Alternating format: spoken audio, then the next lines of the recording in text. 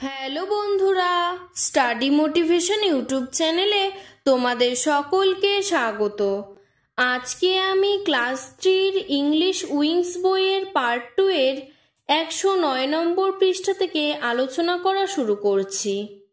এর আগের সমস্ত পেজগুলি আমি সলভ করে দিয়েছি। ভিডিওর ডেসক্রিপশনে লিংক দেওয়া আছে এবং প্লেলিস্টও করে দেওয়া আছে, তোমরা সেখান থেকে দেখে নিও।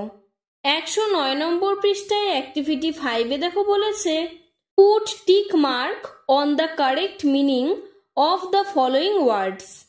নিচের শব্দগুলির সঠিক অর্থটি তোমরা টিক দিবে। 1 ইজ ডান ফর ইউ, একটি তোমার জন্য করে দেওয়া আছে। Number 1, saline. স্যালাইন মানে লবণাক্ত জল। তো এখানে লেখা রয়েছে সল্ট ওয়াটার মানে লবণাক্ত জল, সুইট ওয়াটার মানে মিষ্টি জল। তাহলে উত্তর হবে সল্ট ওয়াটার মানে লবণাক্ত বা নোনতা জল। Number 2, struck. স্ট্রাক মানে সজোরে ধাক্কা মারা। ওয়ার্কড হার্ড মানে কঠিন কাজ করা। হিট হার্ড মানে সজোরে ধাক্কা মারা। তো উত্তর হবে হিট হার্ড মানে সজোরে ধাক্কা মারা। Number 3, joint. জয়েন্ট মানে যুক্ত থাকা। তো এটির উত্তর হবে কানেক্টেড। কানেক্টেড মানে যুক্ত থাকা। আর পার্ট মানে আলাদা আলাদা পার্ট করা। Number 4, migrate. মাইগ্রেট মানে এক জায়গায় থেকে অন্য জায়গায় সরে যাওয়া। তো এখানে বলেছে টু স্টে সামহোয়ার মানে কোনো জায়গায় স্থায়ীভাবে থাকা। To move from one place to another, এক জায়গা থেকে অন্য জায়গায় সরে যাওয়া। উত্তর হবে to move from one place to another, এক জায়গা থেকে অন্য জায়গায় সরে যাওয়া। Number 5, canal. ক্যানাল মানে খাল বা জল যাওয়ার রাস্তা। তো এর উত্তর হবে ওয়াটারওয়ে মানে জলপথ। আর রোডওয়ে মানে রাস্তা। তো এটি রাস্তা হবে না, এটি হবে ওয়াটারওয়ে মানে জলের পথ। নাম্বার 6, স্লাইটলি ওয়েট মানে ভিজে ভিজে স্যাঁতস্যাঁতে। তো এর উত্তর হবে ময়েস্ট মানে ভিজে স্যাঁতস্যাঁতে। Number 7, pinch. পিঞ্চ মানে চিমটে কাটা। পেইনফুল গ্রিপ অথবা painful byte.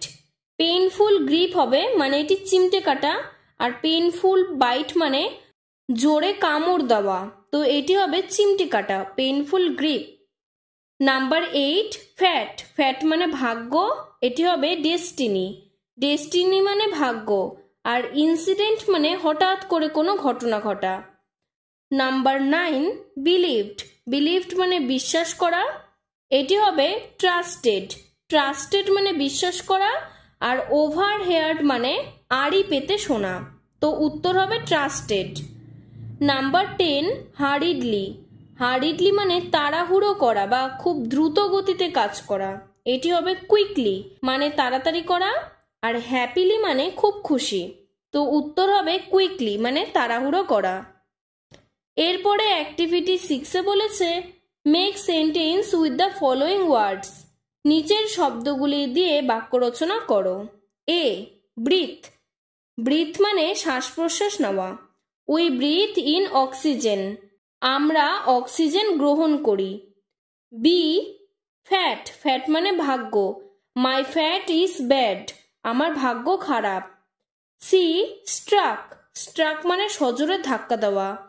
The car struck the tree, গাড়িটি গাছটিকে সজোরে ধাক্কা মারল। D, moist. ময়েস্ট মানে ভিজে স্যাঁতস্যাঁতে। The weather is moist today, আজকের আবহাওয়াটি ভিজে স্যাঁতস্যাঁতে। এরপরে 110 নম্বর পৃষ্ঠায় বলেছে, let's rhyme. Let's rhyme by using appropriate words. সঠিক শব্দ দিয়ে রাইম তৈরি করো মানে শব্দমিল তৈরি করো। You may take words from the help box. তোমাদের পেজের নিচে একেবারেই দেখো হেল্প বক্স করে দেওয়া রয়েছে, সেই হেল্প বক্স থেকে শব্দ নিয়ে শব্দমিলগুলি করতে হবে। আমি এখানে করে দিয়েছি। প্রথমটি হলো ওল্ড, সোল্ড, বোল্ড। তারপরে ফুড, উড, হুড। তার নিচে ওয়াইল্ড, চাইল্ড, ফিল্ড। তারপরে টায়ার্ড, হেয়ার্ড, ওয়ার্ড। তার নিচে ব্লাইন্ড, কাইন্ড, ওয়াইন্ড। তারপরে মিল, পিল, deal.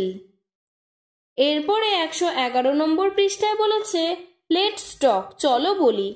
The wise fish is sad now, জ্ঞানী মাছটি খুব দুঃখিত এখন। The lake where he was gone is too dirty, সে যেই হ্রদে গিয়েছে সেই হ্রদটি খুবই নোংরা। Discuss with your friends how the water is polluted, তুমি তোমার বন্ধুর সাথে আলোচনা করো যে কিভাবে জল দূষিত হতে পারে। রিড অ্যান্ড কালার, মানে পড়ো এবং রং করো। দ্য বাবলস, নিচে যে বাবলগুলি দেওয়া রয়েছে সেগুলি। দ্য কজেস ওয়াটার পলিউশন, যার কারণে জল দূষণ হতে পারে।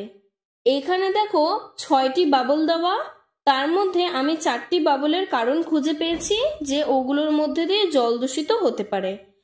তো প্রথমটি হলুদ রং করেছি, প্লাস্টিক।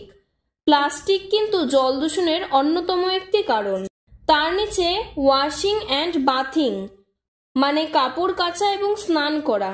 কাপড় কাচা এবং স্নান করার ফলেও জল দূষিত হয়। তার নিচে ডার্টি ওয়াটার ফ্রম ফ্যাক্টরিজ, কারখানা থেকে নোংরা জল বেরোনো, এর কারণে তো খুবই জল দূষিত হয়। আর তার নিচে দেখো পিঙ্ক কালার করেছি, হাউস হোল্ড ওয়েস্ট, গৃহকাজে ব্যবহৃত আবর্জনাকে জলে ফেলার কারণেও জল দূষিত হয়। আর উপরে দেখো আমি দুটোকে রং করিনি, এয়ার। এয়ার মানে বাতাস, বাতাসের কারণে কোনোদিনই জল দূষিত হয় না। সানলাইট মানে সূর্য, রোদের কারণেও জল দূষিত হয় না। এরপরে 112 নম্বর পৃষ্ঠায় বলেছে লুক অ্যাট দ্য পিকচার, ছবিটির দিকে তাকাও। এখানে দেখো ছবিটিতে আমরা দুজন মাছ বিক্রেতাকে দেখতে পাচ্ছি, তারা মাছ বিক্রি করছে এবং অনেকজন লোক সেই মাছ কিনতে এসেছে। অ্যান্সার দ্য ফলোয়িং কোশ্চেন্স, নিচের প্রশ্নগুলির উত্তর দাও। What do you see in the picture, তুমি এই ছবিটিতে কি দেখতে পাচ্ছ? The fisherman are selling fishes, মাছ বিক্রেতারা মাছ বিক্রি করছে। What do you see in a market, তুমি বাজারে কি দেখতে পাচ্ছ? We see fishes on a market, আমি বাজারে মাছ দেখতে পাচ্ছি। এখানে কিন্তু আমি উপরের ছবিটির ওপর ভিত্তি করে লিখেছি মাছ দেখতে পাচ্ছি। এখন তোমরা যদি বাজারে যাও তাহলে মাছ, শাক, সবজি, ফল, মূল, মাংস অনেক কিছুই দেখতে পাবে। এখানে উপরের ছবিটি যেহেতু মাছ খালি দেওয়া, তাই আমি এখানে খালি ফিশেস লিখেছি। Name some fishes salt in your local market, তোমার স্থানীয় বাজারে কি কি ধরনের মাছ কিনতে পাওয়া যায়? আমি লিখেছি দে আর রহু, তারা হলো রুই, কাতলা, হিলসা, হিলসা মানে ইলিশ, প্রনস মানে চিংড়ি, ইটিসি মানে প্রভৃতি। তাহলে আমাদের বাজারে রুই, কাতল, ইলিশ, চিংড়ি প্রভৃতি মাছ কিনতে পাওয়া যায়। Name a fish which is salt mostly during monsoon, বর্ষাকালে পাওয়া যায় সব থেকে বেশি এমন একটি মাছের নাম বলো। উত্তর হবে hilsa. Hilsa is salt mostly during monsoon, বর্ষাকালে সব থেকে বেশি মাছ পাওয়া যায় হলো ইলিশ। হিলসা মানে ইলিশ। Which is your favourite fish, তোমার প্রিয় মাছ কোনটি?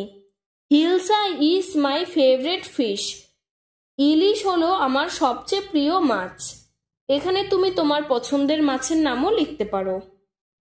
এরপরে দেখো অ্যাক্টিভিটি 7-এ বলেছে right about fishes in 6 or 7 sentence, মাছেদের সম্বন্ধে 6টি বা 7টি বাক্য লেখো।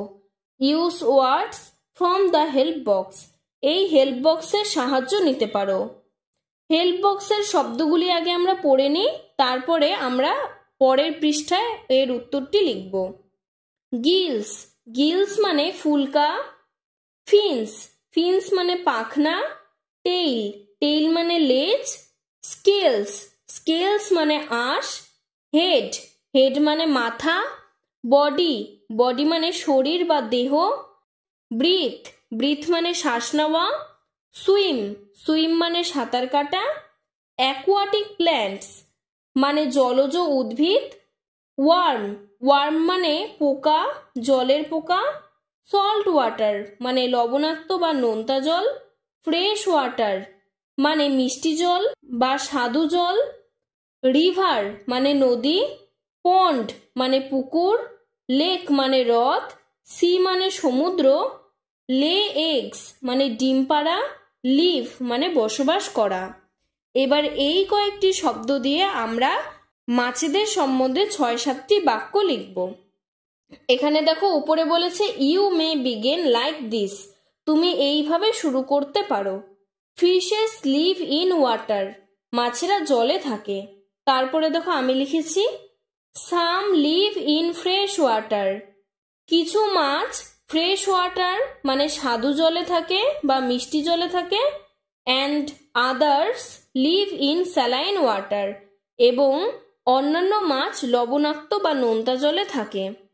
দে can breathe in water with their gills, তারা তাদের ফুলকার সাহায্যে শ্বাস প্রশ্বাস গ্রহণ ও ত্যাগ করে। They have fins and a tail, তাদের পাখনা এবং লেজ আছে। Which help them to swim, যেগুলি তাদের সাঁতার কাটতে সাহায্য করে। দে হ্যাভ স্কেলস, তাদের আঁশ আছে। অন দেয়ার বডি, তাদের শরীরে। Fishes live on worms and aquatic plants, মাছেরা জলের পোকা এবং জলজ উদ্ভিদ খেয়ে বাস করে। Fishes like hilsa live in salt water, মাছেরা যেমন ইলিশ মাছ লবণাক্ত জলে থাকে। But they migrate to sweet water to lay eggs, কিন্তু তারা ডিম পাড়ার জন্য মিষ্টি বা স্বাদু জলে চলে আসে। Fishes like koi katla live in river pond lakes, কই কাতল মাছেরা নদী পুকুর ও হ্রদে বসবাস করে। আজকের ভিডিওটি এতটুকুই। ভিডিওটি যদি তোমাদের ভালো লেগে থাকে তাহলে লাইক করে চ্যানেলটিকে সাবস্ক্রাইব করে দেবে। ধন্যবাদ।